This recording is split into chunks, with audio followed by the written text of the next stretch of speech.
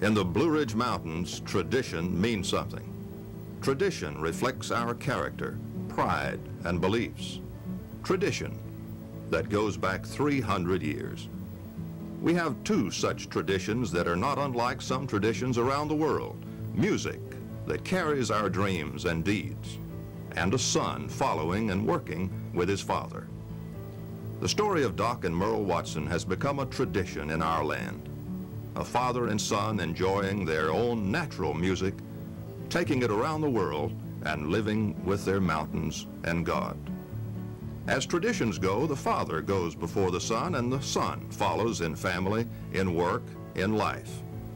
This concert at Wilkes Community College, at the Walker Center, and in the Gardens on April 30th and May 1st, 1988, honors Merle Watson because he goes before his father. As life passes, so is it renewed.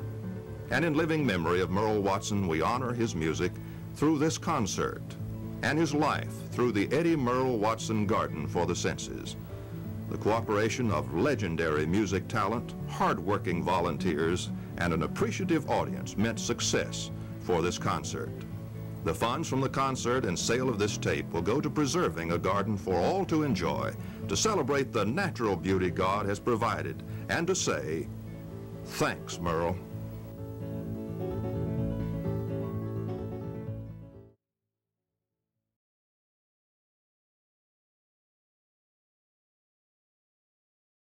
It was intended to be a one-time, one-show, one-night event. Our board members, Ayla Sue White, who lives here locally, was interested in having Bill Young to talk with Doc Watson about having a concert here.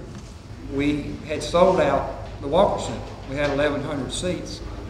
So I got the idea that we needed to just stamp all the posters that we made with sold out. So we started circulating those, and one of the people that was on the list was Cliff Miller. And I shared that with Cliff as we walked down from the Walker Center, and he said, well, gee, you know, you ought to just move it outside. And I said, what do you mean move it outside? And we looked around here, and so I came back, and again I talked with the president here, and he said, you're crazy as hell.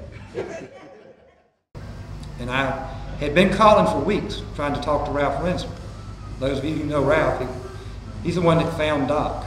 He's the one that took Doc and Bill Monroe on the road. He's the one that founded the Smithsonian Folkways.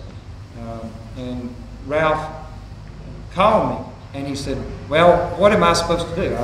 I'm supposed to give a speech or something about a memorial.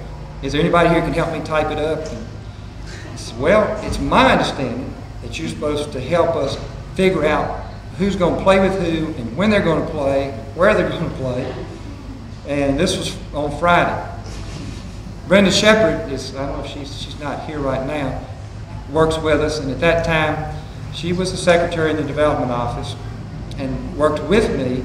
And so Ralph and Brenda got together and started, we didn't have computers, started on a roll typewriter, hammering out the schedule for the Walker Center, and simultaneously figuring an hour, hour and a half later outside for all these artists. But another person that was very influential and helped us at that point in time had been calling and hounding me. His name was Jim Matthews, and Jim's currently our stage manager, and he lived in Elgin. And he kept calling. He said, you need me. He said, I'm from California.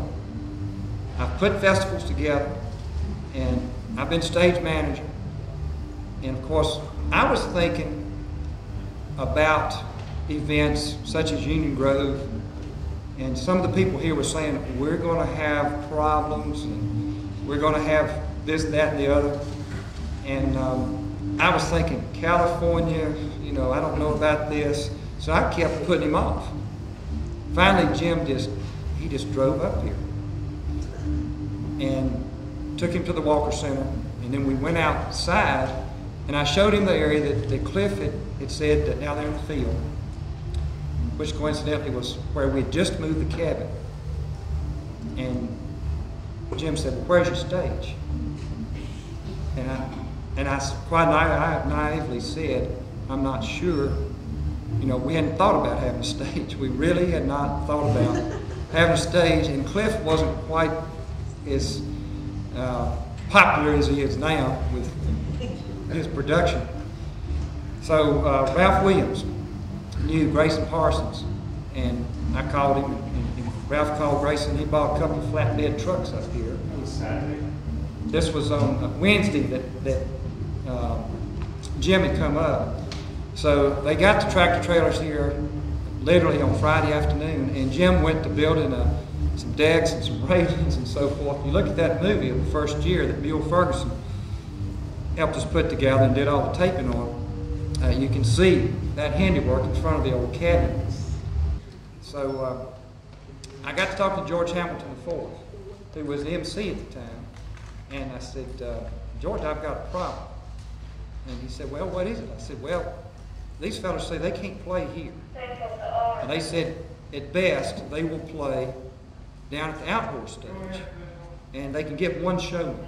So George said, "Well, there's nothing to do but for you to go out there and just tell those folks they're going to have to follow you down to the outdoor stage." So my first duty as MC was to tell 1,100 people that had paid for reserved seats that they were going to have to follow me down the steps because there's no place to park, and walk through the Azalea Gardens and to go see Newgrass Revival. And you know, everybody in that auditorium got up and followed the Pied Piper down the steps. I was thinking Pied Piper. As we finished up that particular event, Mule had filmed it, and he kept pounding me. He said, "We need to make a video. We need to make something we can sell, and it'll sell good." But we sold 5,000 copies of that video worldwide. The Japanese bought as many as the Americans. And that started the phones to ringing again. Because we really had planned only the one event, the one phenomenon. And as the video gained popularity and as people began to call, we went back to Doc and asked, would it be possible to do it again? And we both agreed that it would be, but perhaps we would need to offer some fee or some expenses. It couldn't be done again like it was the first year with everybody donating.